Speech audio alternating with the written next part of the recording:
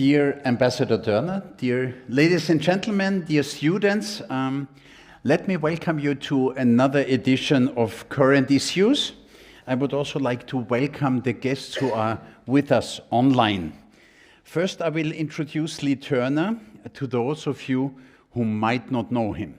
Leigh Turner was UK ambassador to Austria and the United Kingdom's permanent representative to the United Nations in Vienna from September 2016 to September 2021. Before that, he served as Her Majesty's Consul General in Istanbul and as Director General for Trade and Investment in Turkey, Central Asia and South Caucasus, as Her Majesty's Ambassador in Ukraine, and as Director of Overseas Territories in London, responsible for territories including St. Helena, the Falklands and Bermuda. He was also awarded a Companion of the Order of St. Michael and St. George. Now he is a very successful writer based in London. Leigh grew up in Nigeria, Exeter and Lesotho.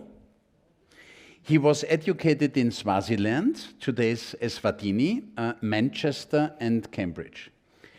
Leigh had a 42-year-long diplomatic career, and in 2014 he started to write. He's the author of 3 thrillers, including Blood Summit, set in Berlin, and a collection, I will show you immediately, and a collection of feminist black comedies, 7 Hotel Stories, which I read and which are sometimes black, sometimes funny. He's also a former writer of the Financial Times.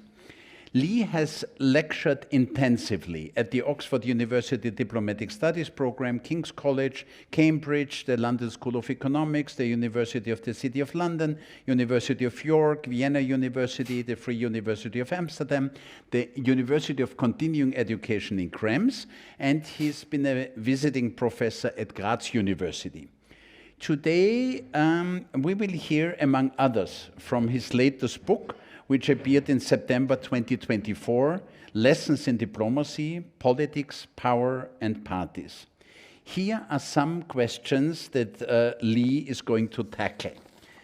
Is a diplomat's life really as glamorous as a royal visit or as dramatic as a coup d'etat in Turkey? How to survive a crisis? How to handle politicians? How to know people? And how to grapple with the legacy of colonialism? He will answer the question, have you ever wondered what diplomats and ambassadors really do or how to become one? He's ready to answer any questions on these subjects in his statement and later on in his Q&A. Before I pass the floor to Leigh, I would just like to tell my course students from Current Issues, I have here the list. And if eventually you would like to have a grade here, then you need to sign up at the end of this lecture. I'll put it here, and without further ado, I'll now pass the floor to Leigh. Leigh, it's all yours. Super. Also, danke sehr. Thank you very much. I've been talking already once or twice in Vienna the last few days, and it's always been in German until today. So if I start speaking German, just raise your hand and say, no, no, no. I love the idea that some of you are here because you can get some grades. You know, you just have to listen to what I say. Whatever I say, you will get a grade. And I'm also grateful to all of you who are here without getting a grade. And I hope I can give you a bit of fun. So let's talk about how to learn from diplomatic tradecraft. And we'll start really with my arrival in the Foreign Office. And people often say to me, particularly young people, of whom there are many in the room, that they say, how do you become a diplomat? How do you get into the Foreign Office? And I often say, actually, I'm the last person you should ask, because when I tried to get into the Foreign Office, I failed. I was rejected in 1979. What happened? I mean, some of you have heard this story, so apologies if you know this story already, but I was a young 21-year-old student, and I was at Cambridge University, and I applied to the Foreign Office, and, you know, 25,000 people apply for 20 places. So I always say to students of international relations, you have to have a good day to get in. And in my case, I got through the first stage, which is the exams, 2 days of exams, and then later I got through the second stage, which is the Civil Service Selection Board, which is like an assessment and development center. And then I got to the final selection board. And I was 21, I was quite innocent, there was no internet in those days, of course, and I asked my friends, I said, what is the final selection board? And they said, don't worry, they said. If you've already got through the exams, that's the tough part. And then the Civil Service Selection Board, that's really tough too. But if you've got through those two, you're as good as in. Just relax. Be yourself. Was this good advice? So on the day, I walked from Downing College, which is in the south of Cambridge, down to the railway station. I was in a new suit and new shoes. Tip, never go to an interview in new shoes. Because I walked to the railway station, 2 miles. By the time I got to London, the blisters on my feet were so bad that I had to stuff my shoes with pages from the Financial Times to try and, my blisters were hurting so much. And then I walked to Admiralty Arch in central London, and I was really, really nervous. And I went into this room. 5 grim-faced men were sitting there. Now, this was in March 1979, and there was going to be an election in May where Mrs. Thatcher was the candidate of the Conservative Party. And I sat down really nervous, and the first question they asked me was, let's imagine that you get into the Foreign Office, and Mrs. Thatcher has been elected Prime Minister, and you're sent from the Foreign Office to brief her on Britain's foreign policy priorities. What are you going to tell her? Perfectly reasonable question for somebody who wants to be a diplomat, and one for which I was completely unprepared. And I gave such a rubbish answer that I didn't get in. I lost that interview in the first 30 seconds. So I went off, and I worked in the Department of the Environment. That's that building on the left. I used to look out of the window. I was dealing with freight transport, and I would think, if I have a good career, in 40 years, I'll be in this window top left. It wasn't like a very inspiring thought. Then I was in the Property Services Agency. I used to go to Germany. This was Berlin. That's the Potsdamer Platz, as it used to look. The Berlin Wall, let nobody tell you that the Berlin Wall was just a wall. It was a kilometer of barriers. You can see the front wall on the West German side and the back wall on the East German side. In the distance is the Fernsehturm, the TV tower. And then I had a year working in the Treasury. And one of the first lessons of the book, actually, is that you should not judge a book by its cover. So being a diplomat sounds very glamorous and interesting, but actually these jobs I did in the Home Civil Service were the most interesting jobs, or certainly amongst the most interesting jobs I did. Very political, a lot of time in the House of Commons and the House of Lords, and a lot of responsibility. To be honest, when you're a diplomat, a lot of the time you're just organizing programs for visitors. It's not always glamorous, it's not always exciting, and these jobs were really interesting, so bear that in mind. What then happened was that I had a girlfriend, and she said to me one day, "Why don't you try again to become a diplomat?" I said, "You can't." And she said, "Well, have you checked it out?" So I did check it out, and amazingly, the Foreign Office said, "Well, sure, you can apply. Well done. You've been in the Home Civil Service for 4 years. All you have to do is to do the final selection board again." So this time I was more mature. I had a suit which I'd worn before. I had shoes that were not new. I bought myself a new tie from Liberty's to look as smart as possible, and a new shirt. And I went along to the interview, and I'd read everything about diplomacy. I'd been reading The Economist and the Financial Times, and I really had read 2 books about the Foreign Office. So I was as well prepared as I could possibly be. And I was just thinking, if they asked me, how would I go to brief Mrs. Thatcher now, I'd have a great answer ready. So I went into the room, 5 grim-faced men, different ones, but same kind of people. And I went and sat down, and they said, "So, Mr. Turner, there's a lot of talk about Welsh independence. What do you think would be the implications for the British political system of Welsh independence?" kind of a difficult question, and not one for which I'd ever imagined being asked. But as it happened this time round, the night before, I'd been to the pub with a Welsh friend who was an ardent Welsh nationalist, and we discussed Welsh independence for hours over several beers. So when they asked me this question, I immediately came out with some potent arguments. And I think in the first 30 seconds of that interview, I got into the Foreign Office. So there's another lesson. You can make your luck. If you're going for an interview, do prepare. Don't wear new shoes. But sometimes you just have to get lucky. And my first job in the Foreign Office was in Vienna. Here I am in the residence of the British ambassador, looking very pleased with myself. Here I am photobombing the Princess of Wales. Has anybody spotted me here? I'm the only Vienna choir boy with a beard. Oh, that's me.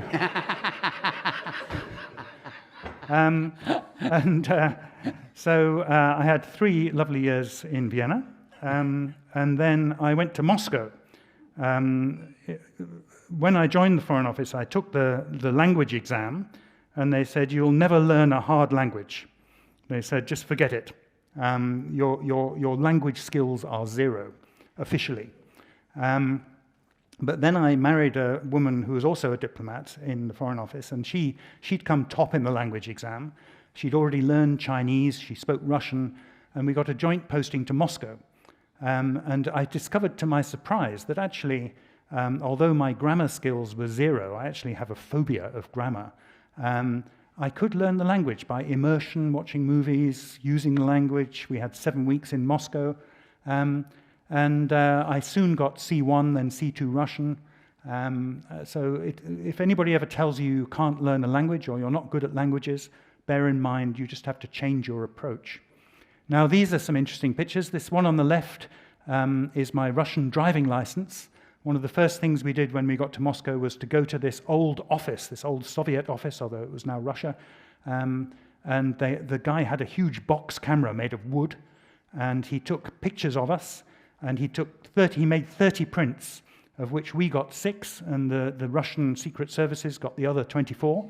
And one of them turned up on my driving license. And if you look at this picture, can you see anything strange about it? I look kind of Soviet. Can you see that? I look like the Soviet killer robot that's coming to get you. And the reason is they take away all your sags and bags and your blemishes, and you end up looking like a sort of android. Fantastic. And this picture on the right is the putsch against Yeltsin of 1993. I was in Moscow at that time. And I always like this picture because it reminds us that in modern times we've seen 3 putsches against Moscow in Russia, or the Soviet Union. First, 1991 against Gorbachev. Secondly, 1993 against Yeltsin. And thirdly, 2023 against Putin, the Wagner mercenary group. And these tensions are still there, alive in Russian society. Russia hasn't really had a chance to decide yet whether it wants to be a democracy or it wants to be an authoritarian state. And Vladimir Putin certainly doesn't want to give them a chance to make their minds up themselves. I was then in dealing with Hong Kong, the handover of Hong Kong for 3 years in London. This is at the Ming Tombs, that's obviously in Tiananmen Square. Then I had 8 years in Bonn and Berlin, 3 years dealing with mad cow disease and economic and monetary union, Rinderwahn auf Deutsch. We were trying to persuade the Germans to let in British beef. And of course, the Germans didn't want it, or certainly the German farmers didn't want it. And we fought for 3 years, and eventually we persuaded them to accept British beef. I thought it was a Pyrrhic victory. I thought British beef will never again appear on German menus after this controversy, but it was back on there in 2 or 3 months, Aberdeen Angus beef. I never dreamed that when I came to Vienna in 2016 that I would find a chain of restaurants called Rinderwahn, slogan crazy about burgers, with a picture of a mad cow. It's true, it's there in the Naschmarkt. Then I had 4 years when my above-mentioned then wife actually took over my job in the British Embassy in Berlin. She became Botschaftsrätin für EU- und Wirtschaftsangelegenheiten, so the Counselor for EU and Economic Affairs, and I took over the house, looking after the children, did all the cooking and shopping. It wasn't such a super tough job. The children were already this old. They were already at school. I did all this cooking. Nobody died. It was good. The media were kind of interested that a relatively senior diplomat gave up work for 4 years to look after the children, so we got this nice picture. I always say those 4 years were the best 4 years of my working life when I wasn't working. Then I came back, like millions of women who have stopped work for a while to have children. I found it really difficult to get a job when I came back. Nobody knew where I'd been for 4 years. No appraisals, nothing to look at. So I got a job without being promoted as Director of Overseas Territories. This is Diego Garcia, top left, Bermuda, and St. Helena. Anybody know the name of this tortoise? Say again? Jonathan. Jonathan is his name. And he is possibly the oldest animal in the world. He came to St. Helena 150 years ago as a full-grown tortoise, probably about 50 years old. So he's probably coming up to his 200th birthday. And it's incredible to see him, to meet him, you know. He still has a great sex drive. Nobody knows which gender he is, because he's tried to mount, or what his sexual inclination is. I mean, it's definitely a man, but he's tried to mount both male and female tortoises. Doesn't see too well, maybe that's the problem. Anyway, that's Jonathan. Then I got my first job as ambassador in Kiev in 2008. Worth bearing in mind, Kiev is a beautiful city if you haven't been there. This is the Pecherskaya Lavra. The Ukrainians are very fond of pointing out that this building was built at a time when Moscow was still a swamp in the forest. Kiev is a much older city than Moscow. And at that time, the only tanks we ever saw were in children's playgrounds in Kiev. Then I was in Istanbul as Consul General for 4 years. This was the time of the Gezi Park protests. And then in Vienna for 5 years, I was the Brexit ambassador. Everybody, you know, professionally it was very difficult. I was trying to explain the British government line, why we were doing what we were doing. On the other hand, everybody wanted to hear what I had to say. So I was on the TV and on the radio all the time. I got to know President van der Bellen very well, and Alexander Schallenberg, the foreign minister. This is me actually taking down the EU flag outside the embassy on the 31st of January 2020, looking appropriately serious.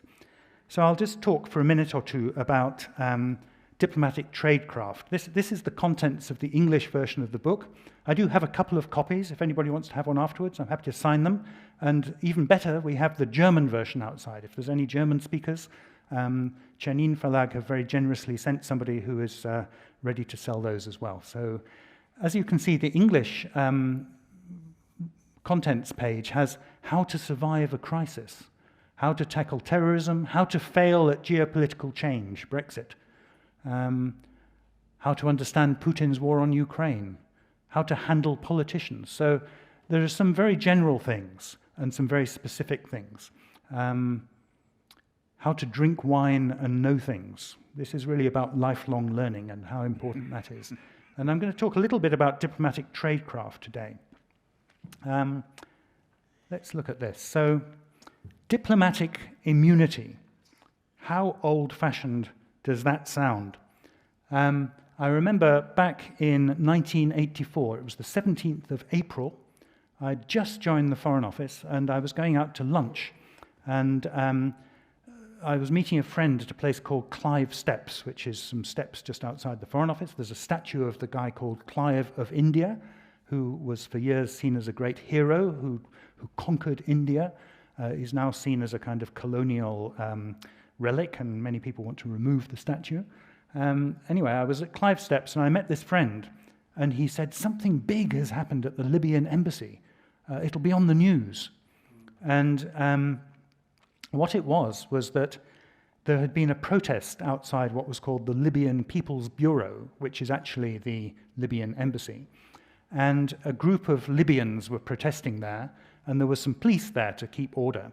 and somebody had leant out of the window of the Libyan embassy with an automatic weapon and sprayed the crowd below with bullets, injuring many people and killing a police officer Yvonne Fletcher, who's there on the left. This is actually a picture from the day, this one at the top. And this created a big problem. The British said, well, we need to take this person, to arrest this person, whoever has been shooting out of the embassy. And the Libyans said, well, it's nothing to do with us. And anyway, we have diplomatic immunity, so you can't do anything. And there was a kind of standoff, and a big crowd surrounded the British embassy in Tripoli, in Libya, saying, these are all criminals, they're working against us. And a series of bombs went off in Britain at airports, including one at Heathrow, probably instigated by people who supported the Libyans.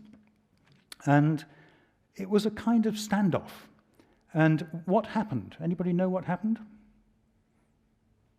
What happened was that after about a week, on the 27th of April, 10 days in fact, the Libyans were allowed to leave with their luggage, with big diplomatic bags, which almost certainly contained the weapons that had been used to kill Yvonne Fletcher and to spray the crowd with bullets. And on the same day, the British diplomats were allowed to leave Tripoli. And it's a pretty gruesome story that the Libyans could get away with this. On the other hand, if they hadn't been allowed to get away with it, we can be sure that the British diplomats in Libya would have been charged with similar offences. And it's not like the legal system in Colonel Gaddafi's Libya was fair and balanced. So a grim example. And in a way, this explains diplomatic immunity, because although we as British diplomats were always told, if you go to Paris, you've got to pay your parking fines. If you get caught shoplifting, we're going to lift your diplomatic immunity. If you're caught speeding, you pay the fine. But on the other hand, if you're sent to Moscow and somebody comes and says, look, you've participated in some crime, we're going to arrest you, it would be impossible for British diplomats to function in Moscow if they could be arrested at the drop of a hat, or in Beijing, or in Baghdad, or in many other cities. So in a way, diplomatic immunity remains really important as a way of keeping diplomats safe in difficult places, but it is often misused.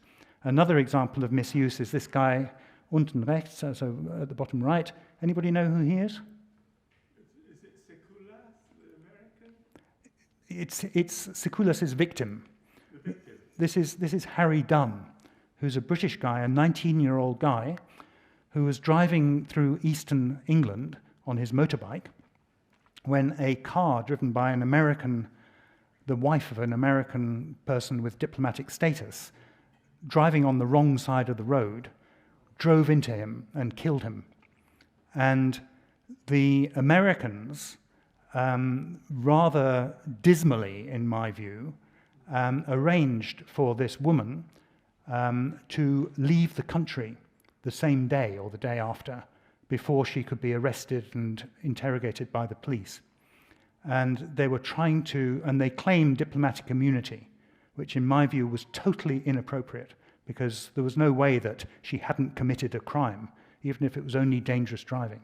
And this led to quite a crisis in UK-US relations, which to some extent continues to this day. So, problems of diplomatic immunity. Let's talk a little bit about cocktail parties.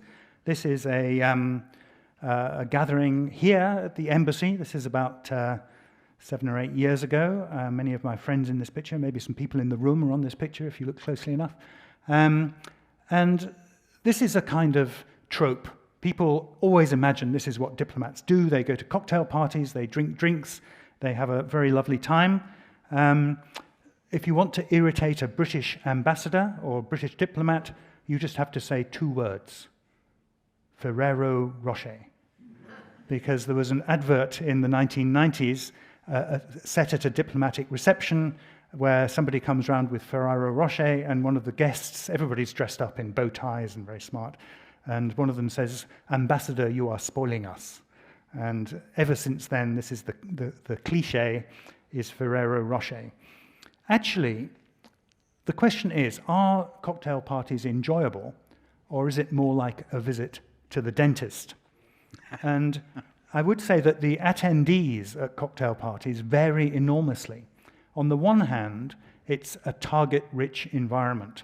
So if you're a diplomat, you go to a cocktail party, you're going to see a lot of people that you want to do business with. So it's really helpful.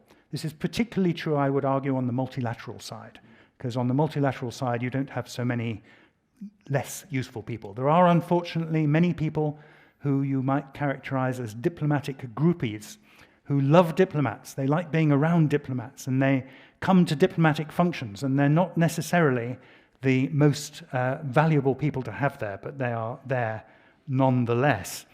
Many people want to tell you their pet project. There's quite a lot about this in the book. You're at the cocktail party, particularly if you're the ambassador.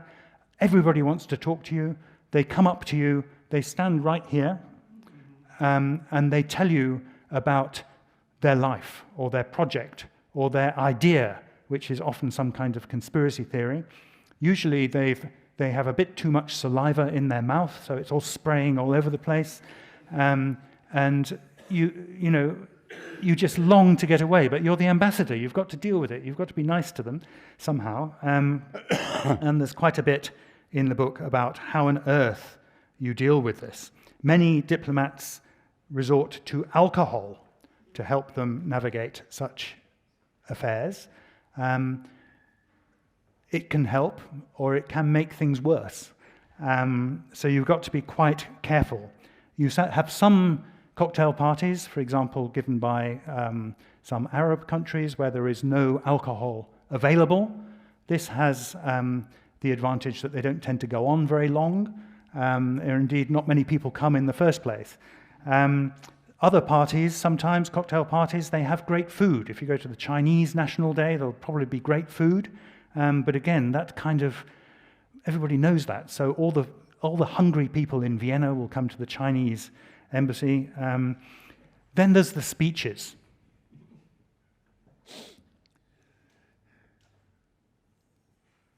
How do you give a good speech? Stand up, speak up, shut up. Okay, that is the recipe for a good speech. Many people have never heard this. And at national days, you have ambassadors or guests of honor who will stand up and start talking about the glories of their home country and how the GNP is climbing and there's a new factory opened, and then there will be some folkloric entertainment, a dancing troupe from some part of the country, and maybe some music played on traditional instruments. It can get really tough. And so when you have this idea that this is all a lot of fun, just think again. On the other hand, sometimes they're incredibly valuable. I remember I was at a party in Kiev once, and I got a phone call from London, and they said, look, there's a big argument going on about Ukraine in Brussels at the European Council, and the Belgians are being really awkward. Can you get hold of the Belgian ambassador and see if he can talk some sense into them? So I went off, and the Belgian ambassador was there, so I spoke to him and explained the problem to him, and he made a face and went off. And 20 minutes later, they phoned me up again and said, wow, how did you do that? The Belgians have just caved. So we solved the problem right there in that cocktail party. Other things, more about diplomatic tradecraft, diplomatic etiquette. That sounds very old-fashioned, doesn't it? Anybody know what this is here? You're a silent lot. Anybody got an idea? It's a squid. That's right. It's a loligo squid, which is what you make calamari out of. And this is a loligo squid trawler in the Falkland Islands, las Islas Malvinas, as they say in Argentina. And it happens that loligo squid move from Argentine waters to Falkland Island waters with no passports, no controls of any kind. And they breed at one end, and they have sex at one end, and then they produce young at the other end. So it's very important that you have fishery agreements to make sure that neither the Falklands nor the Argentines fish all the squid. And when I was in the Overseas Territories Department, we had President Nestor Kirchner and then President Fernanda Kirchner, his wife, were in charge of Argentina. And they took a very tough line on the Falklands. They believed that the best way to get from the Falkland Islanders what they wanted was to keep kicking them as hard as they could. So they cut off all air links to Argentina. They tried to persuade other Latin American nations not to let ships that were going to the Falklands stop in their ports. They generally turned the screw on the Falkland Islanders, and they refused to talk to us about the Falklands. Of course, if anybody's met the Falkland Islanders, they are the most stubborn, hard-necked, I mean, they're a really tough bunch of people. And the effect of this Argentine policy was that they really hated the Argentines even more, and they refused to have anything to do with them. So not a good policy. I used to say to my Argentine friends, I said, the only way that you're ever going to get sovereignty over the Falklands, if ever, is to be nice to the Falkland Islanders for at least 25 years and build up trust. And this brought long faces from the Argentines, but many of them acknowledged that this was true. Anyway, the one thing that the Argentines would talk to us about during this time was squid, or fisheries. So we had the South Atlantic Fisheries Commission, and I flew to Buenos Aires to have these talks with the Argentines. And my opposite number was Ambassador Eraldi, very experienced, good guy who I knew, an Argentine ambassador, and we talked about fish for hours and hours and hours. It was really interesting, and we kind of made some progress in some areas, but not much. I remember once I said to Ambassador Eraldi, I said, look, what we're proposing is a win-win. And Ambassador Eraldi said to me, Mr. Turner, he said, I can't do a Spanish accent, he said, Mr. Turner, he said, what you are saying, this is a win-win, but what you are really saying is, we win, you lose. So there wasn't much trust. Anyway, at the end of the talks, they invited us to a lovely lunch, and we went to the Argentine Foreign Ministry guest house, which is part of the Foreign Ministry building, Buenos Aires, very magnificent buildings there, and we went to the restaurant, and they served us a fantastic dinner with massive Argentine steaks. Everything was good, we were very friendly. I was sitting between two Argentines, and then they served us a fruit salad for pudding. And I started eating my fruit salad, and as I did so, I discovered in my mouth was a big piece of broken glass that somehow had got into my fruit salad.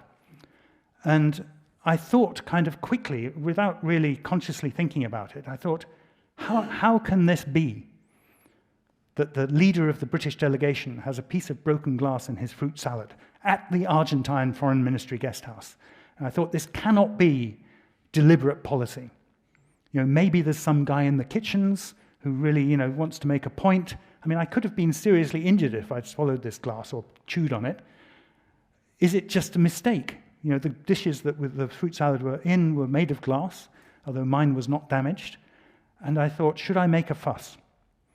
And I decided in that split second, I thought, I won't make a fuss.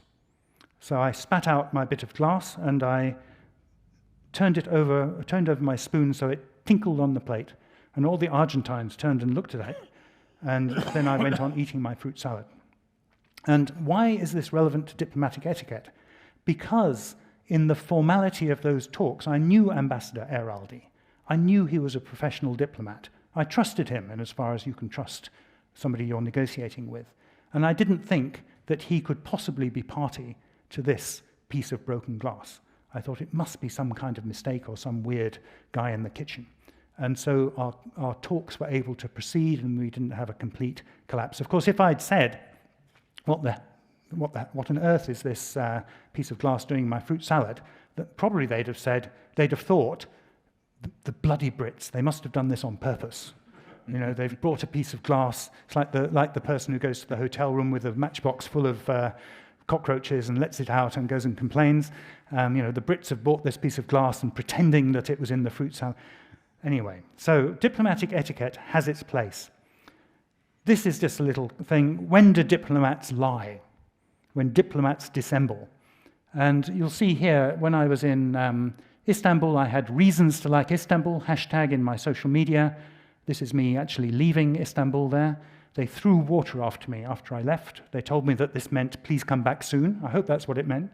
And these were very popular. People in Istanbul loved to see my reasons to like Istanbul, hashtag quotes. I didn't put reasons to love Istanbul. That would have been un-British. Reasons to like, a bit of understatement. When I came to Vienna, I asked my team, I said, what should I have that's similar? And they came up with Keen on Wien. So I had Keen on Wien. I did over 620 of those. And people in Vienna and Austria also very much loved to hear this. It's a problem because there is a thing called postitis. If any of you become diplomats, you may suffer from this. Postitis is an imaginary disease, and it means that when you're posted in country X, you start to think like the people in country X. You start to like them. You start to become very sympathetic to them. And the ambassador in a certain country, somewhere in the Middle East perhaps, will send a telegram to London saying, notwithstanding the increase in the number of beheadings in my country, human rights are really improving. And it's a danger. And really, what you find is that every country has enormous benefits. Every country is lovely. When people say to me, what was your favorite posting? I honestly can't say which was better between Moscow, Kiev, Vienna, Istanbul, Berlin. All fantastic postings. But every country wants to hear that they are the best. Nobody in Vienna wants to hear that you really enjoyed Moscow most. And nobody in Moscow wants to hear that Kiev is really fantastic. And so when you ask a diplomat, what was your favorite posting? You can be sure the answer will be a lie. They will say, if I'm in Vienna, I will say, oh, Vienna, so lovely. If I'm in Istanbul, I'll say, oh, yes, Turkey, most wonderful country on earth. As I say in my book has lots of footnotes which are designed to be humorous, and I say the actual competition is the inhabitants of which city are most keen to be told that their city is the finest city on earth. And I say it would be undiplomatic of me to reveal the answer to this question. You can guess which one it was. Now, let's just talk briefly about surveillance, then I'll stop. Surveillance, somebody asked me the other day, what's it like being under surveillance all the time? And the answer is it's a bit shit, really. It's not great being under surveillance all the time. I had this experience in Moscow. They used to reckon, they told us when we went to Moscow, you should never say anything, either in the embassy, unless you're in a secure speech room. You should never say anything that you don't want the Russians to hear. Same at home, same if you're out and about. Just assume that every word you say is being recorded by the Russians at all times. And this is a bit awkward, if you're having sex at home or if you're on the loo and making a particularly loud noise, which can happen, I've heard, and you think they're listening to this. I remember when I was in Moscow in 1993, the former Comecon building. Comecon was an organization of economic cooperation amongst communist states, was being refurbished so that the EBRD could move in. Very symbolic, actually, the European Bank for Reconstruction and Development. And they started taking down the ceiling, and there were 16 microphones in the ceiling of the Comecon building. They were spying on themselves. I remember once meeting for tennis. I was going to meet a Russian friend. I didn't have many Russian friends, but I had some. And I phoned this guy up, and we arranged to meet at a certain metro station. And we were going to go and play tennis. And probably I got the wrong metro station. It was Kolomenskaya and not Kropotzinskaya or something like that. So I went to this station, and he wasn't there. And I waited around for an hour on the platform. Now, this wasn't a big problem for me, but it was a big problem for the people who were following me, because I was just standing on this empty platform, trains were coming and going, and I was just standing on the platform. And after a while, I noticed that there were 3 people with me on the platform the whole time, 2 men and a woman. And of course, they noticed that I'd seen them, and they felt, this was absolutely against everything they stood for, that I should notice them. And after an hour, I gave up, and I went back to my place at Tsvetnoy Boulevard. But because I was in an unusual part of town, I thought, I'll go and have a look around. So I took 2 stops on the metro and then went up to have a look around. Then I went down again, and these guys came with me up and all the way down again. And then I went to another metro station, went up and went down again. They came up and down again. I think they thought I was taking the piss, to be honest. And when I got to Tsvetnoy Boulevard, I got off the metro at my stop, and the 3 of them formed a little barrier between me and the exit. So I had to kind of walk up to them and kind of say, excuse me, and walk round them just to show me who was boss in Moscow. I had another experience in Volgograd where, there were basically 2 kinds of attack. One was just following you around all the time, just had to assume that was happening. The other was more aggressive attacks. And for example, I was in Volgograd on my own, and they gave me the world's worst hotel room. I've stayed in some really bad hotel rooms. This one was particularly bad, very smelly, black water coming out of the taps, and all sorts of things were not good. So I said, can I have another room? They didn't want to give me one, but eventually they agreed. And I went to this room, and I was there doing some unclassified work with my dictaphone, with a little tape machine, recording my reports on what I'd been doing, and there was a knock on the door. This was in the evening, and I went to the door, and one of the most beautiful women I've ever seen in my life was at the door. And she said, I'm so sorry, but this was in Russian, obviously. I'm so sorry, but I've had a row with my boyfriend. Could I possibly come in? Because I'm just trying to avoid him. And I thought, wow, gosh, what are the chances of that? So I said, look, I'm terribly, terribly busy. I really can't do it. I'm so sorry. And she said, oh, don't you care? And I said, well, I'm just so busy. I don't have time for this. So I went back to work, and 20 minutes later, there was another knock on the door, more urgent. Opened the door, same woman, her hair was a bit in disarray, and she said, my boyfriend's attacked me. Please let me in, because otherwise I'm going to be in real trouble. He's going to attack me again. And I kind of looked up and down the corridor. I couldn't see this boyfriend. And I thought, well, what if this woman really is in trouble? How would I feel if she gets beaten up by her boyfriend? But luckily, I'd read the book The Firm by John Grisham. And you've seen the movie probably.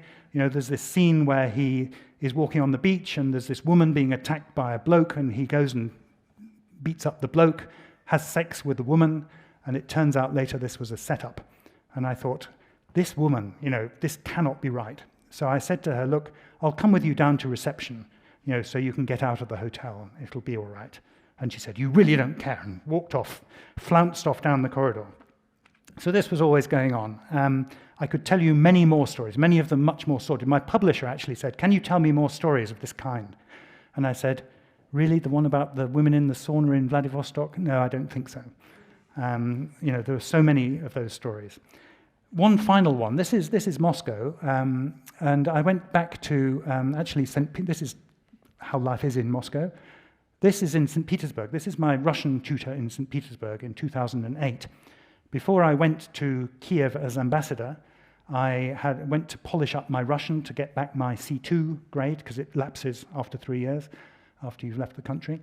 And this was Svetlana, who was my very lovely Russian teacher, excellent Russian teacher, and she used to talk to me about verbs of motion. Any of you learned Russian? Okay, great. So verbs of motion, really tricky bit of Russian grammar. And it's different, for those of you who haven't learned the Russian verbs of motion. If somebody is coming towards you, that's one type of verb of motion. If they're going past you, it's a different kind of verb of motion. Whether you're going to your final destination or whether you're going on to somewhere else, it's all different formats. And to illustrate this, she drew this. I found it in my diary the other day. And she drew this. This is me leaving home. Leigh ujechali, Leigh has left. Leigh pashol, Leigh went. And then pereshol dorogu, he went across the road. And then padashol k metro, so that's the dative. He came to the metro. And she said, who is saying all this? She said, it's the KGB guys who are watching you. or in fact, at this point, the FSB. She said, there's an FSB guy in the newspaper kiosk at the station watching you. There's a KGB guy in the Remont Obuvi, in the shoe repair shop, who's watching you. And then there's another one outside the language school. And here's Svetlana, you can see her there with her hair with a cup of coffee. Kakaya radost li priechel. What joy, Leigh is here. And I thought that was so funny that she just presented it as being completely normal, that the FSB would be watching my every move. And I thought afterwards, how does she know that there's a newspaper shop outside the metro station? Maybe there always is. Okay, I think I'll stop there. I can go through lots of other things, how to learn languages, foreign writers, see it yourself, fear of public speaking, when to intervene, why do people intervene in some conflicts but not others. This is me with the wing of an Argentine plane in the Falklands. There is no secret plan, just in case you think there's a secret plan. These are some replicants.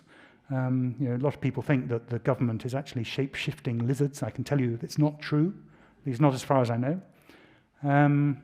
3 tips on being a diplomat, 3 tips on being an ambassador. It's all in the book. My social media, if any of you use social media, I have quite a good TikTok channel and also YouTube channel. I have a podcast, LinkedIn, everywhere else. I have a blog, which at the moment is rather Russia-Ukraine focused, and there's the book. So I'll stop there. Thank you very much for your attention, and I'd be very happy to answer any questions. Thank you.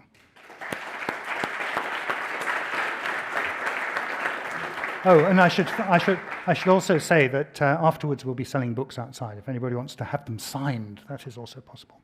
Thank you, Martin. Well, Leigh, thank you very much. I think we have learned a lot. I think for the students here, you have to understand apparently that before going to a major exam, you have to spend the night before in the pub, because I understand this is how you get through the exam. I have a few questions for you. But of course, all the diplomats are piling up stories. And when you talked about alcohol, I mean, many in this room know, of course, one of the premier diplomatic jokes about alcohol. And this is the 3 greatest challenges of a diplomat. The 3 greatest challenges of a diplomat are alcohol, cholesterol, and protocol. So this is what you learn as a diplomat, one of the most important jokes that everybody tells. But Leigh, it was really fantastic to listen to you. I have a first question before we go and ask the students and the public here. I'm sure you would like to become again a diplomat if you would start it all over again. Is this it? Yeah, it's a good question. I mean, people say, how is it to retire when you've been a diplomat for so many years? I mean, I could ask you the same question. To some extent, it can be a bit of a drug. Particularly, people think that if you're a diplomat, you must be mysteriously brilliant. You must be clever. You must know what's going on. And this is amplified when you're an ambassador. You think, God, he's an ambassador. How clever he must be. What secrets he must know. And people treat you with respect, with unearned respect. The first time they meet you, they think, well, this must be a pretty great guy, the British ambassador. Even if you're a complete idiot, they think, I was going to use a ruder word, but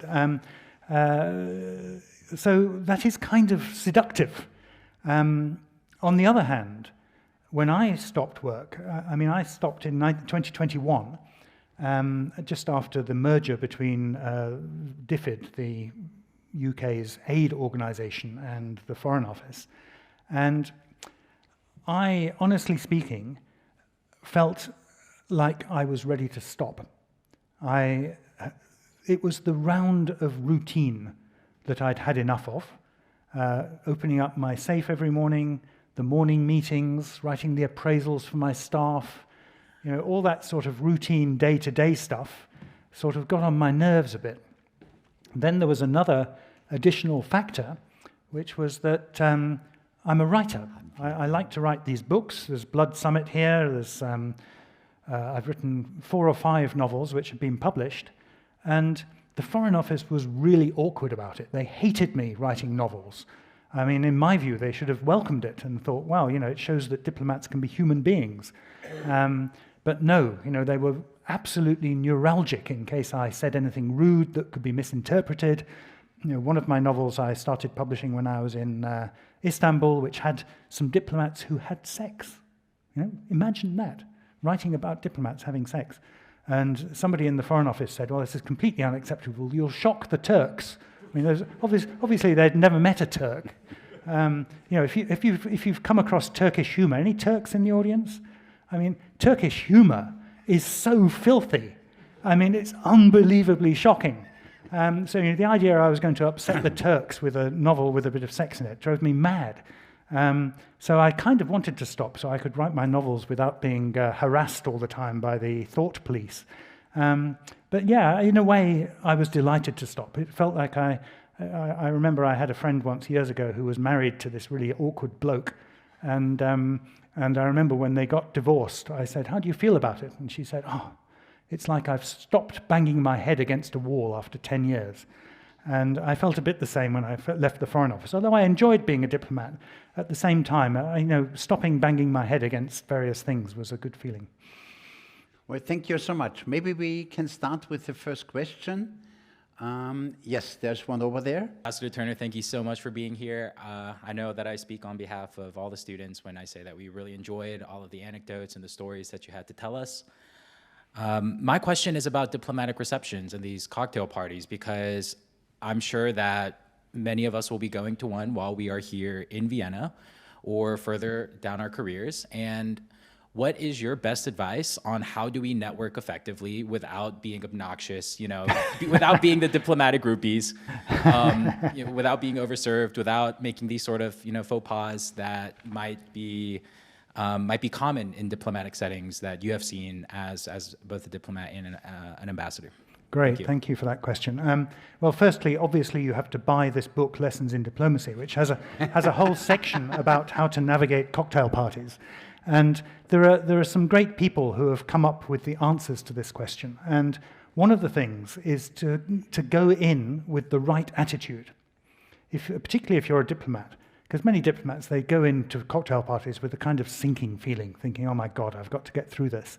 On the other hand, if you go into a cocktail party thinking, there are at least 20 or maybe 40 or maybe 100 people in here who are really interesting, who I can learn something from, and I'm going to find them, and I'm going to ask them open questions, and I'm going to take an interest in them. If you go in with that attitude, you may have a really good time. And then there are some technical things, like you should always go in actively. You don't go in and hang around. You don't wait and see who comes up to you. You go in and start addressing people. And some people say you should start at one end and aim for the opposite corner. And when you get there, you turn around and come back again. And you engage, you look for people who you want to speak to and engage them. If you see somebody who looks interesting, doesn't matter if it's somebody you find attractive, that's okay too. You know, just look for anybody who you feel you want to talk to and go and talk to them, and they will be delighted. Ask them open questions, ask them about themselves.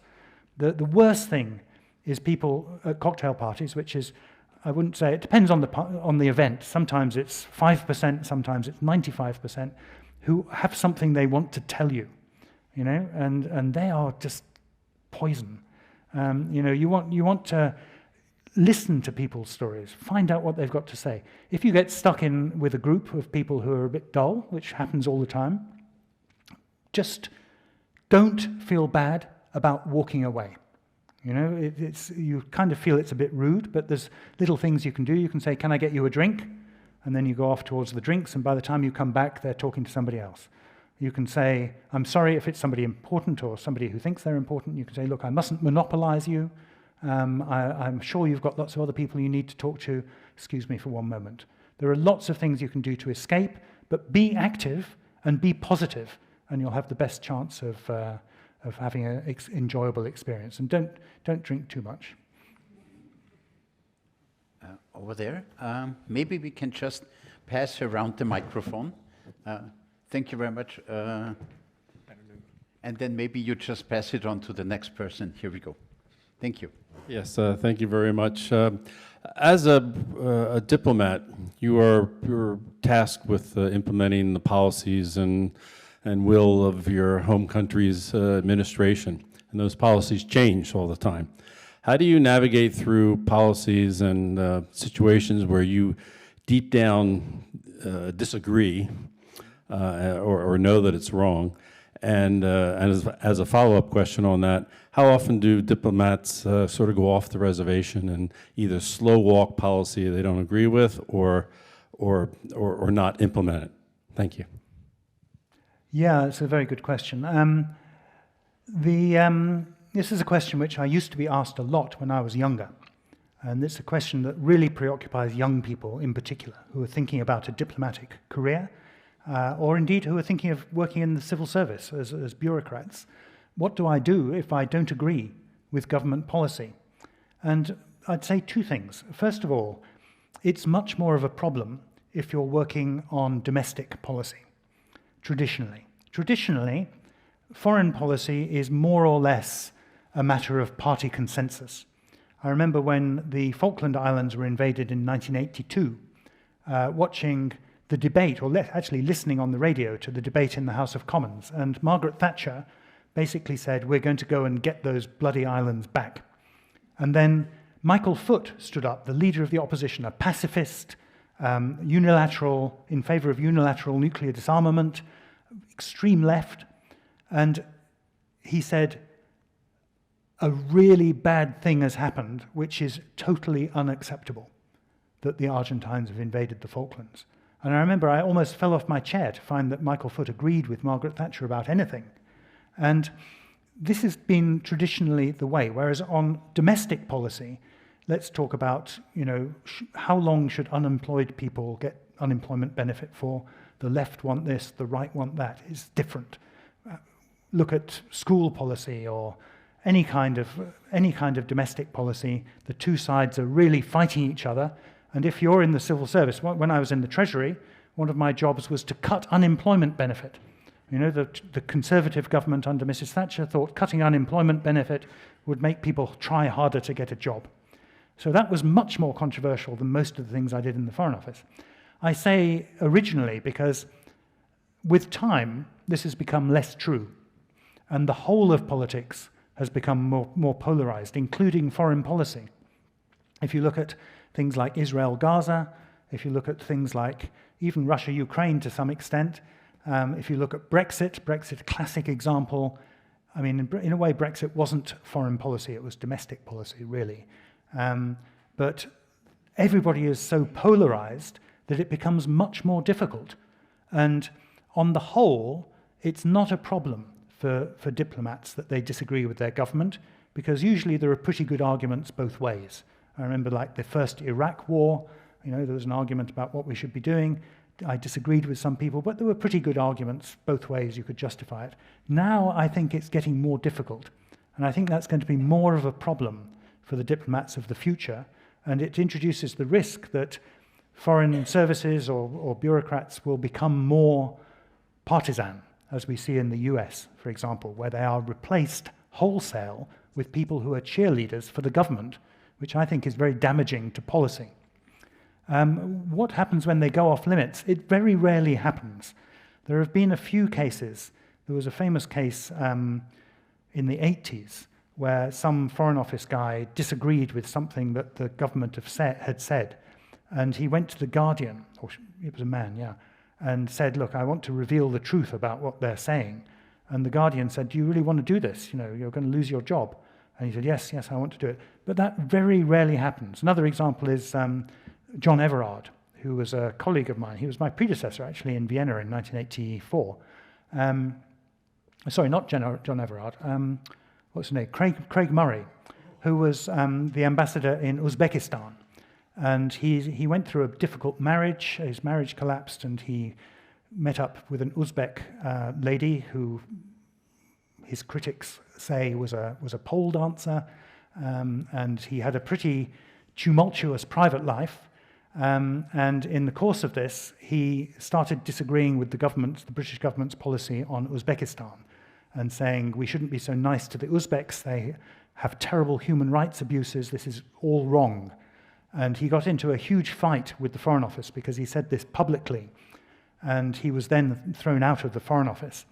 And since then, he's made quite a good living, actually, out of being a sort of contrary chap. He has thousands of followers on social media. Whatever the government does, he says they're wrong. If you look at the Skripal poisonings, for example, he has pages and pages about how it's all a British government plot to poison their own people. He's very contrary, but that's really the exception. It doesn't happen too often. Can you bring the microphone? Thank you so much. Very kind of you. Thank you. Thank you so much for coming here, and the storytelling was absolutely fascinating.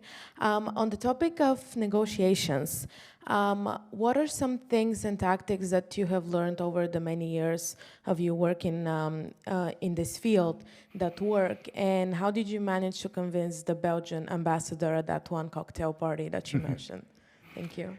Yeah, I mean, there's a whole subculture of negotiating technique. I'm sure you teach it here at the Diplomatic Academy, and I wouldn't pretend to be an expert on this, but I would study it. And I would say that people who take negotiation seriously will get better results than those who don't. If you look at Steve Witkoff, President Trump's envoy to Moscow and everywhere else, negotiating with the Russians about Ukraine and coming back spouting Russian talking points, you just think, how can anybody allow this to happen? Because the Russians, of course, they're very professional. They study the opponent's weaknesses. They look at what they want, at what the opponents want, and they come up with a good negotiating strategy.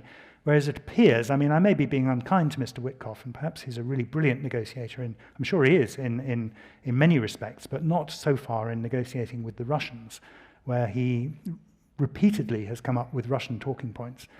In the case of the Belgian ambassador, I went to him with my arguments, and because we were both in Ukraine and we knew the detail of what we were talking about, it was very easy for me to put across our points of view, and he more or less agreed with me.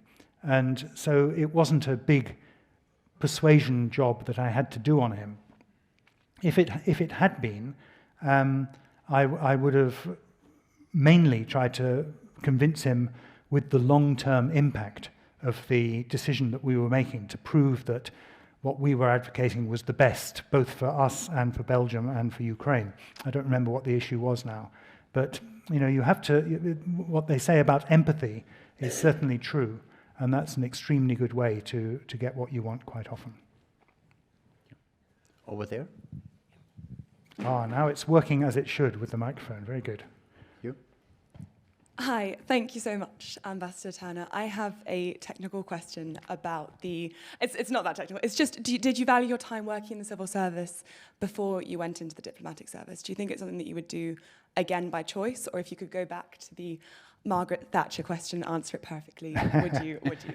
Yeah, it's a very good question. I would say on the first of all, what I learnt being a home civil servant was invaluable. How to get stuff done, how to write well, how to handle politicians, all of that was really useful experience. One of the interesting things was that the job in Germany that I did for the Property Services Agency was really very low-powered. I did it because I was thinking of leaving the Department of the Environment, and I wanted to work overseas, and I would get more money, and I wanted to work in Germany and use my German, but the work was really boring. And what I found was that doing really boring, low, undemanding work was not as much fun as doing really hard work.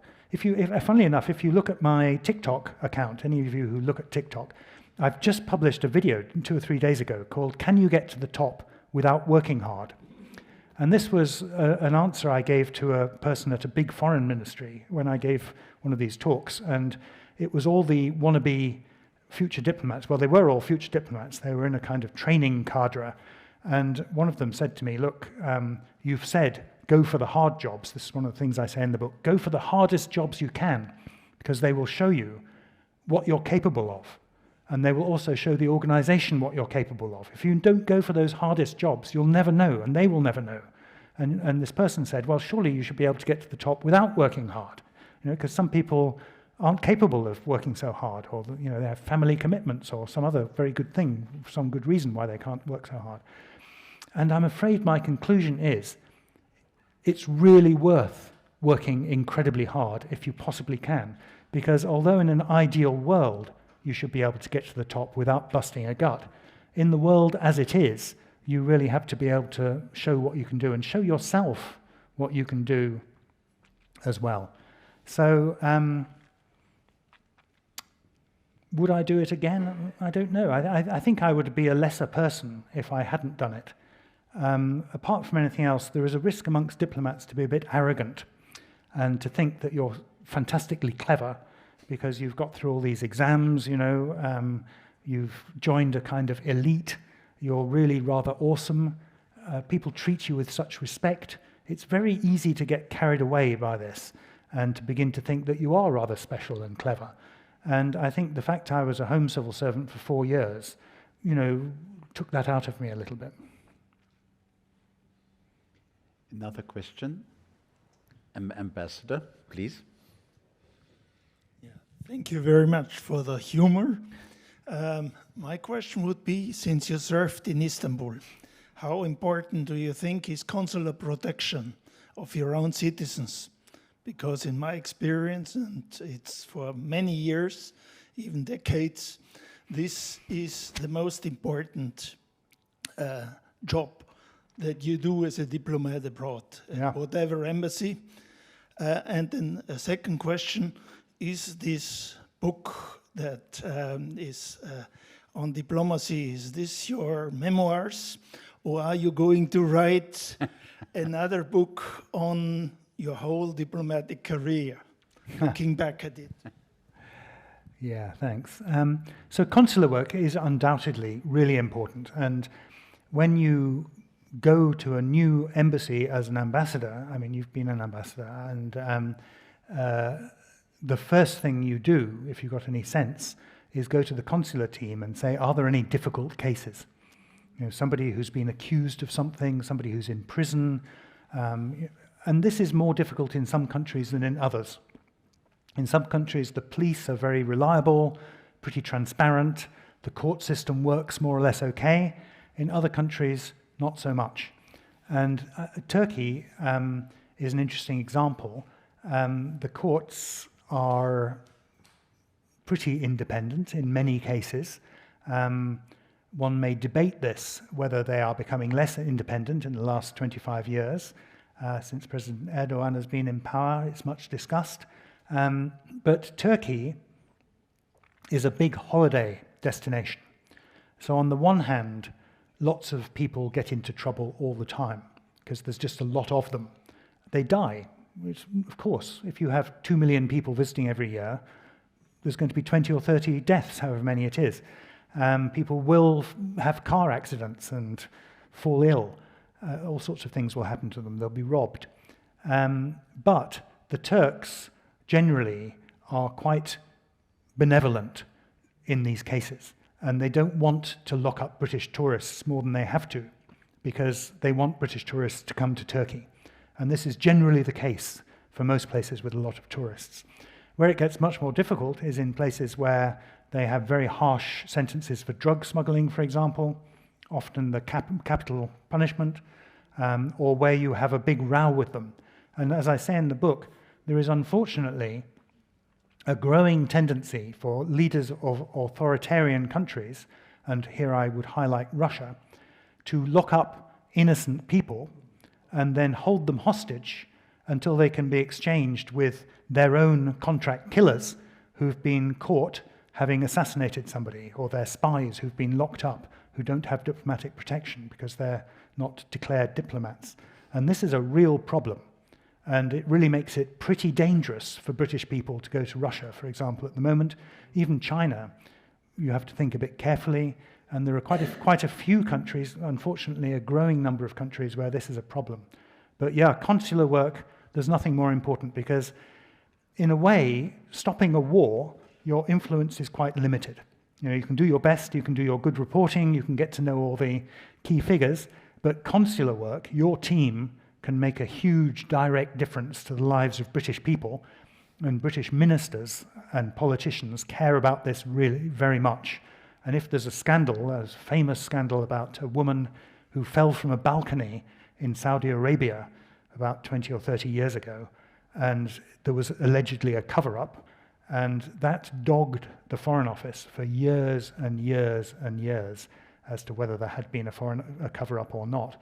And you've got to be really careful to avoid any suggestion that you're not doing the best you possibly can for any British citizen who gets into trouble, or citizen of your country.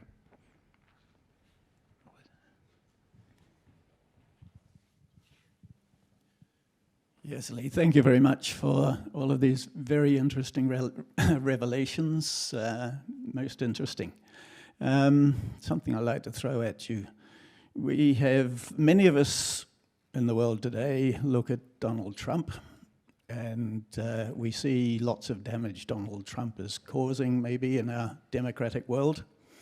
On the other hand, there's a school of thought, there are many people saying, but on one aspect, maybe Donald Trump's got a point that there's been too much wokeness in the world, in the diplomatic world. And they claim Donald Trump has brought about faster results by throwing wokeness, if you like to call it, aside, and going at it like a bull in a china shop. What do you think about that? Yeah, really good question. And as I said at the beginning, I think, what is diplomacy in the age of Donald Trump? Is Donald Trump a diplomat? Is he getting results? And it's a bit of a cop-out, but I've got to say, it's a bit early to say. There are some things where Trump has actually achieved important results, including in his first term. For example, persuading more NATO members in Europe to spend more money on defense. And if we'd spent a bit more money on defense a bit earlier, we might not be in the mess we're in Ukraine, where Russia's pretty hopeless army has had some quite good results in Ukraine. They're struggling now, but we don't have the weapons, we don't have the ability to help the Ukrainians enough to stop Russia winning this war. And if Russia wins this war, we are all in really deep trouble, including Austria. Austria is another country that could do well to spend a bit more on its defense, to be honest. So there are some results. And on the other hand, the way he goes about it is so bizarre. I mean, the number of U-turns he's made on Russia and Ukraine is extraordinary. I mean, this is my specialist subject. I've given over 100 interviews on Russia-Ukraine over the last 9 months. And President Trump has repeatedly threatened Vladimir Putin with sanctions if he doesn't agree to a peace deal within X deadline. And then, to quote Douglas Adams, author of The Hitchhiker's Guide to the Galaxy, I love deadlines. I love the sound, the whooshing sound they make as they go by.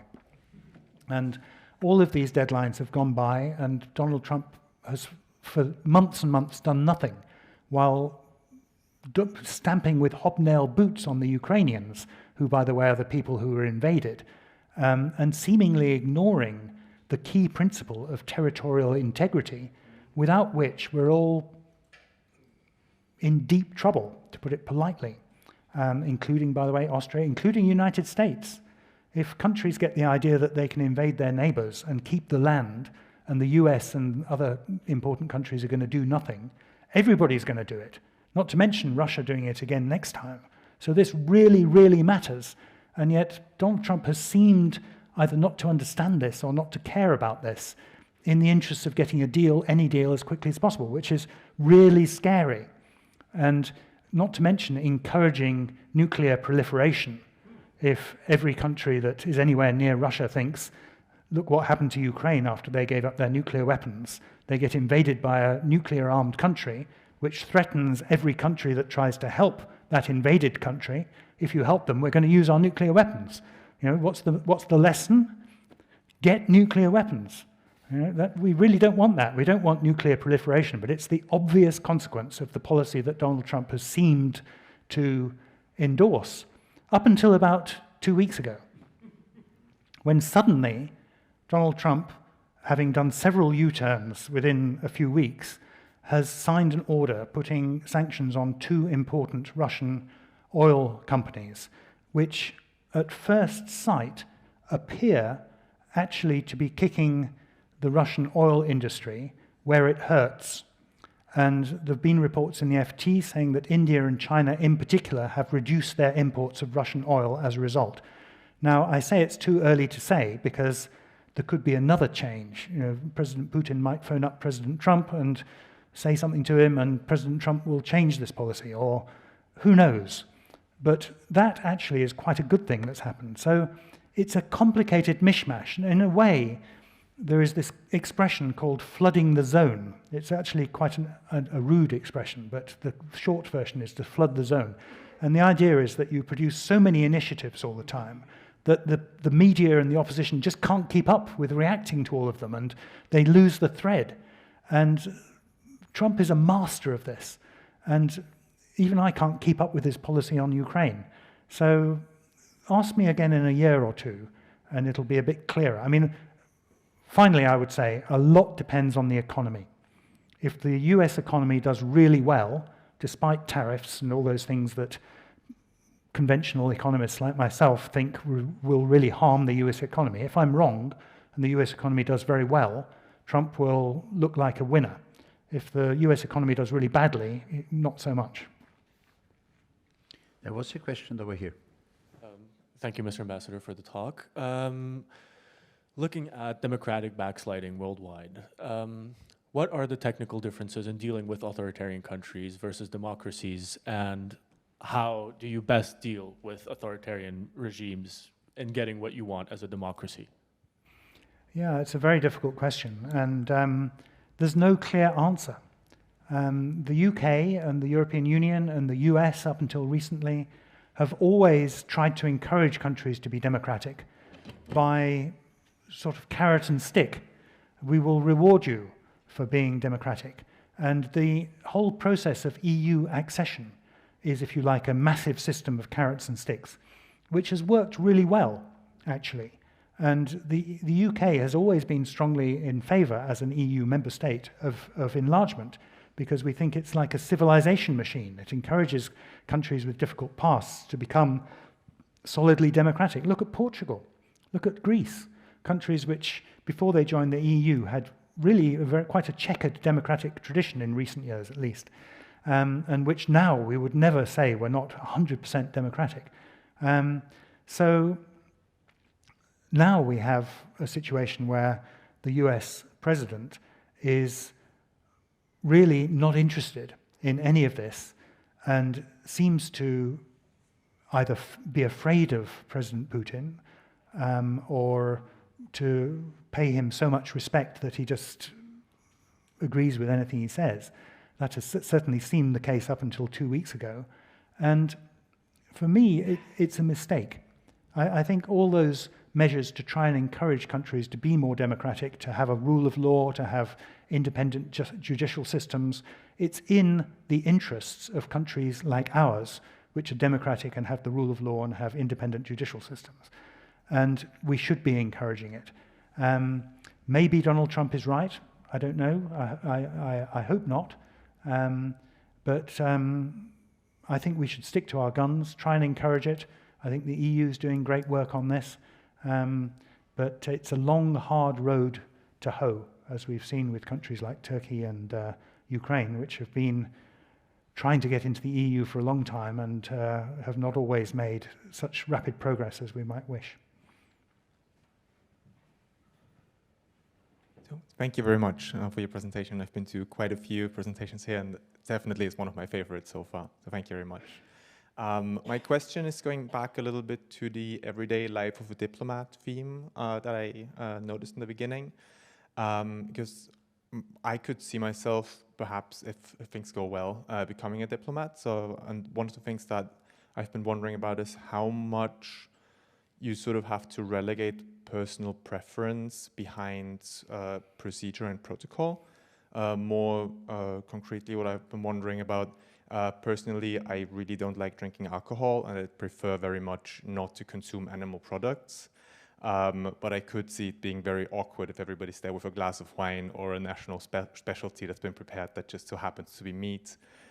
So would those situations sort of be problematic in your experience? But also more generally, how much do you sort of have to turn yourself into a polite kindness figure that represents the country, and how much can personal edges still shine through? I like this image of a diplomat as being somebody who eats meat and drinks and is kind and polite. That's very good. I mean, I remember when I was going to Berlin or Bonn and Berlin in 1998, a friend of mine who was a very senior diplomat said, if you want to get anything out of a German, basically you should invite them for beer and a sausage, and there'll be putty in your hands. You know, that's the way to get friendly with the Germans. It works with Austrians too. Now,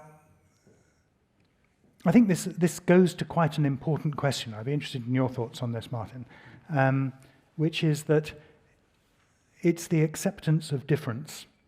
And there is a history, not only in diplomacy, but in all organizations, of organizations which seek to have uniformity of thinking within them. So when I joined the Foreign Office in 1983, they were congratulating themselves because out of 21 people joining, there were 11 women. And this was the first time they'd ever had a majority of women. In fact, as it happened, 10 of them left within a year. And the following year, out of 22, there were 21 men. So the idea of having women diplomats, there's a whole chapter in the book about this. The 1933 Schuster Committee report on whether they should admit women to the diplomatic service, and what diplomats, ambassadors, male ambassadors, of course, they were all men, said about this. Absolutely shocking what they said. They could not conceive. One of them said, it is impossible to imagine that diplomats can produce babies and be diplomatic at the same time. Yeah? So there is a tendency to think we've got to all think the same. And in order to achieve results, of course you need to have diversity of thinking. And the more diverse you are, I mean, your diplomatic service should reflect the country, the diversity of the country that you're in. That's really important. It should be gender and sexual orientation and ethnicity and different types of education, different social backgrounds, and everything else. And that does make it a bit less comfortable. It's like going into a club where not everybody is like you, but they're all completely different. And, you know, in your case, if you don't want to eat meat, I don't think anybody's going to make much of a fuss about that. It might be a bit awkward for you in some countries where not so much vegan stuff on the menu. Or similarly, drinking alcohol. I mean, I think there's a general move against alcohol in society, particularly amongst young people. Whether that is a long-term change or not, I don't know. But it's a big change from when I was young. And maybe it won't be an issue. On the other hand, you know, there's no question that sometimes alcohol is a social lubricant and, you know, enables people to get to know each other a bit more quickly. So, you know, it swings and roundabouts. But I think there is, you know, it is a problem. It is an issue if you're different from everybody else in the organization. We need to keep working on this because unless we get all the talents, we can't be good organizations. Martin, do you have anything to say? Well, I would say you would have been totally unhappy 30 years ago or 40 years ago. When I tried the foreign service, also sexual orientation, difficult question. I think we have come very far in this respect, also in accepting different lifestyles. I think when it comes to alcohol, I mean, look around, go to any of the restaurants in Vienna. It's not a problem to get non-alcoholic beer. And I know from personal experience that the non-alcoholic wine is moving up quickly. If you have certain preferences in food, we have started some years ago to constantly ask all the participants at dinners, what are your food preferences? Do you have any dietary requirements, or is there any food that you don't want or like? So I think you are basically living in the age where this should no longer be a problem. It could occasionally in some countries. I'm speaking now about how we see it. There could be countries where this could be a problem, but I basically not, for example, no longer, unfortunately, in our foreign service. More questions. One here and one in the back, 3. I think these are the last 3 questions, if I may say. Should we take all 3 at once? Yeah, okay, we'll do that. I just wanted to ask, you had mentioned that you recommended taking the hard line. Take a hard job. Take a hard job. As a diplomat, have you felt any extraordinary culpability after some kind of failure? And if so, does that rest on your conscience till today? We'll take all 3 questions at once. There's one in the back and then one here. Thank you so much. My question's on your approach to relationship building and how it helps shape your negotiation outcomes. And the lady in the 3rd row here. Thank you. Hi, thank you so much for your talk today. I really enjoyed it. Perhaps this is not the best panel to ask, but I just thought it was interesting. You discussed how you took time off to look after your family, and that's traditionally a woman's role, has been for a long time. And it seems for you it was relatively easy for you to join back into the workforce. Was that your experience, and would you say that is the experience for women and everybody who decide to perhaps take a new focus on family during their career? Thank you. Well, these are all great questions, so let's run through them.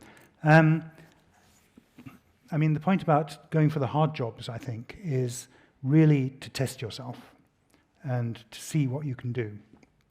And the more responsibility you have, the more chance there is that something's going to go wrong. And I can remember very well when I was first promoted to what was called the senior management structure of the Foreign Office. I was in charge of the Hong Kong department. And this was just after the handover of Hong Kong, and a question came up. I was phoned by the chief minister of Hong Kong, who was a woman called Anson Chan, who was a very formidable character. And she said, "What the hell are you doing with these new export controls you've introduced between China and Hong Kong? This is completely against the joint declaration. It's completely wrong." My heart sank. I had a moment of panic and fear as I thought, what on earth has happened to get Anson Chan phoning me? And what's more, because I'm the head of department now, it's my responsibility to sort this out. And if you don't want responsibility, you're in the wrong place when you get into the more senior positions.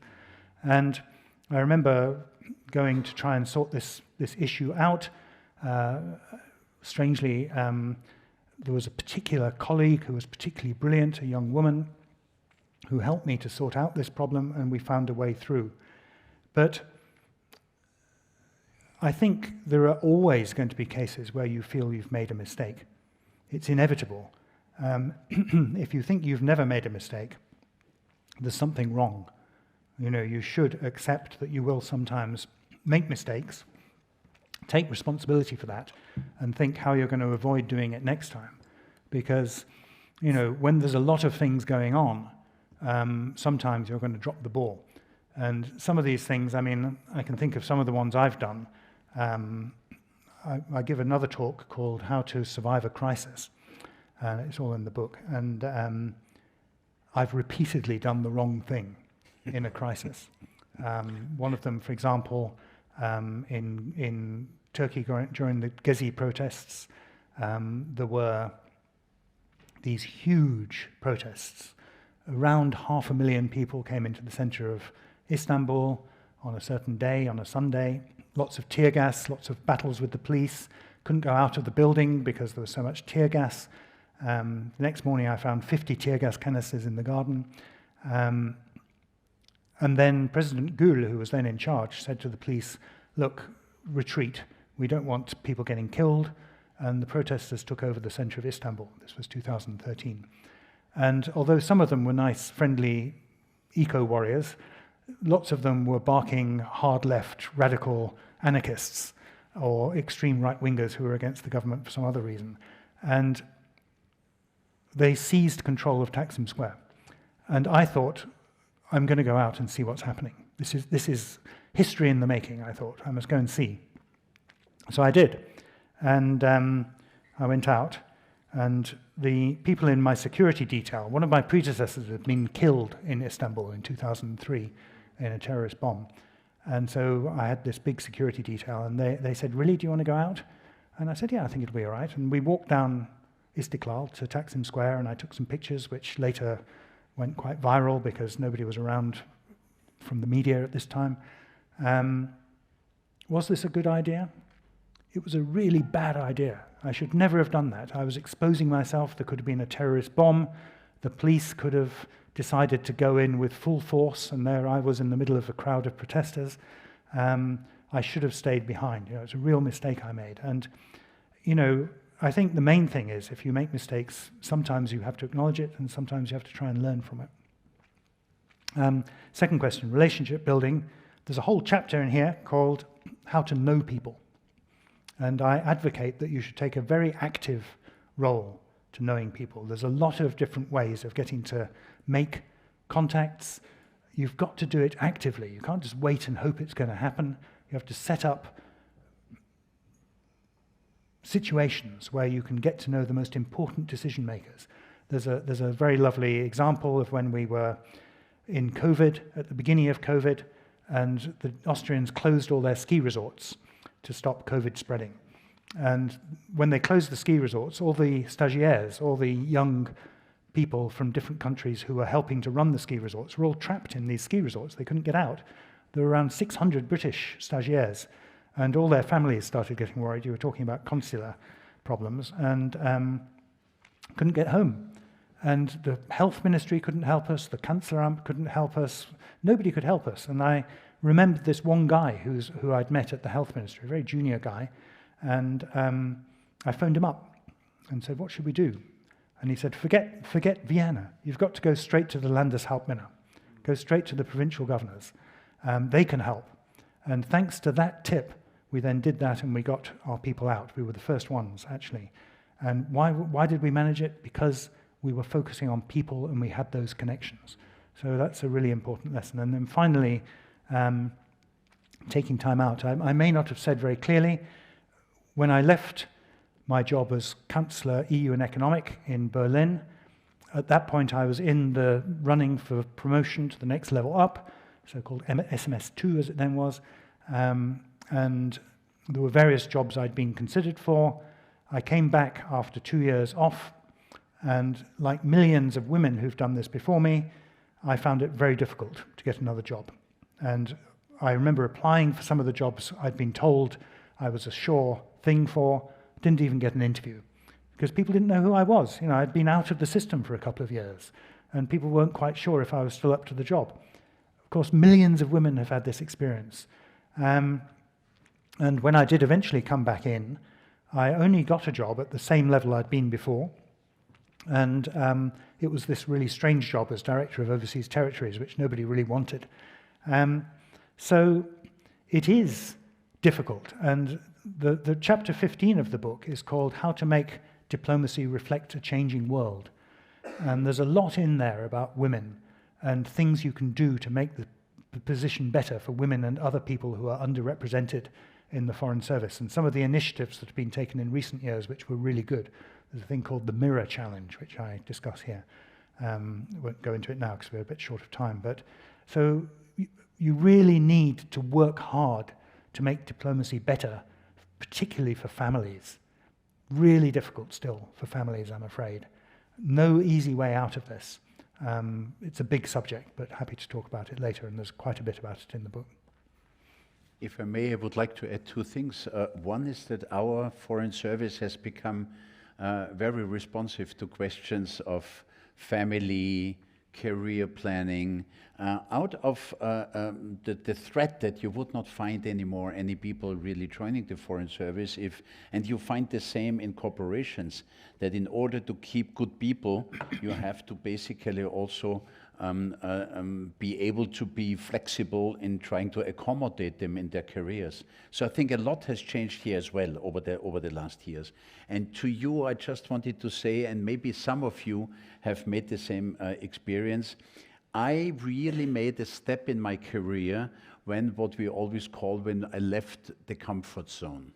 When I stopped to do something which I had the feeling I was able to master, something where I had the feeling it had become routine. The moment you went to a position where you said, this is really a challenge. Will I be able to make it? This is where you really step up in your career. So it's really leaving the comfort zone, at least in my career and my life, that really took me further to new levels and new steps. Leigh, fantastic as always to have you. I think there are very few people who have this ability to combine an outstanding diplomatic career with a view from outside and a very different perspective that we have learned. It's exceptional. Congratulations on that. You did not answer the question of Ambassador Kirk if you would write the next book on your, as an autobiography of your diplomatic service. That's true. This one you left out, but you can say yes or no. Yeah, I'm still collecting anecdotes for volume 2, just in case. Okay, excellent. So we will see more. You will be invited, of course, to present your next book. Thank you very much. I think it was for everybody. It was a very interesting and very wonderful evening. Thank you for being here, and you're always welcome at the Diplomatic Academy. Thank you very much.